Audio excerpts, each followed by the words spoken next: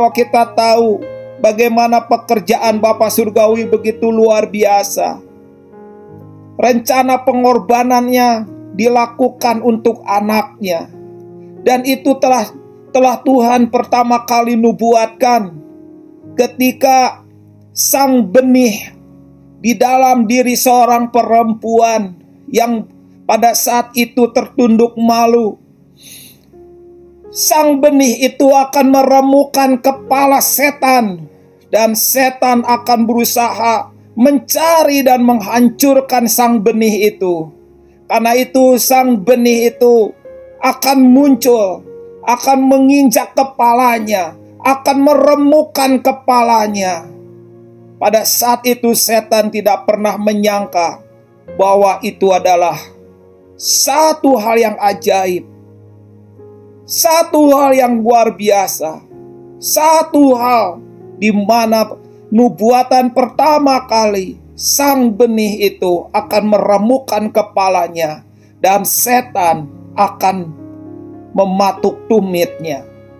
Peristiwa itu terjadi di Golgota.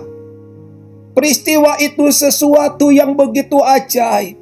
Siapa yang percaya dengan salibnya, siapa yang percaya dengan darah pengorbanannya, saat itu juga Adam yang mati, Hawa yang mati secara rohani dihidupkan. Kita yang mati, saudara dan saya yang mati secara rohani dihidupkan.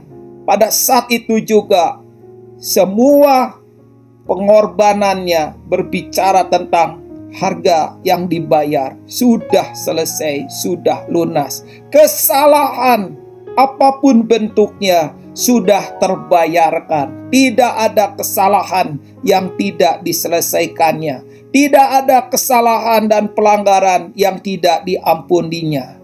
Saat ini kita tahu betapa berharganya setiap kita di hadapan Tuhan.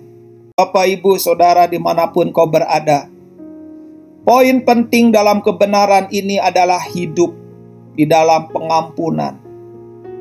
Kekristenan itu berbicara Tuhan yang mengampuni kita. Kekristenan itu berbicara tentang pengorbanan pengampunan yang begitu besar. Kalau kita memahami bahwa kekristenan adalah salib dan pengampunannya, bagaimana kita hidup dengan hati yang keras, bagaimana kita hidup dengan hati yang tidak menghargai salib dan pengampunannya, bagaimana kita bisa meremehkan salib dan pengampunannya. Kalau seandainya kita tahu bahwa begitu luar biasa apa yang telah Tuhan perbuat atas kita, maka orang-orang yang kenal Tuhan, yang makin hidup di hadapan Tuhan, makin mengerti artinya salib dan pengampunannya. Maka kita akan hidup dengan pengampunan kepada banyak orang. Saudara, begitu luar biasanya hari-hari terakhir ini, seperti yang Alkitab tuliskan bahwa hari-hari terakhir ini bahwa orang-orang akan mengeraskan hati. Mereka menjadi pembenci saudaranya. Mereka tidak mengampuni. Mereka menjadi jahat. Tetapi umat Tuhan, pada hari ini umat Tuhan akan dipisahkan. Umat Tuhan yang makin bukan hatinya makin mengeras, tapi hatinya makin lembut. Dia bukan sebagai pembenci bagi saudaranya, tapi menjadi orang yang mengasihi saudaranya. Kalau Alkitab dia menjadi orang yang begitu suka dengan kejahatan, tapi umat Tuhan suka dengan kebenaran. Inilah waktunya yang menentukan bagi kita. Salib dan pengampunannya adalah begitu mahal karena Bapa Surgawi dia bayar dengan darah anaknya. Dia bayar dengan hidup anaknya. Dia bayar dengan kematian anaknya. Biarlah kita semua di tempat ini hidup dengan salib dan pengampunannya. Kita hargai, kita hormati harga yang telah dibayar oleh Bapa Surgawi, telah dibayar oleh anaknya di kayu salib.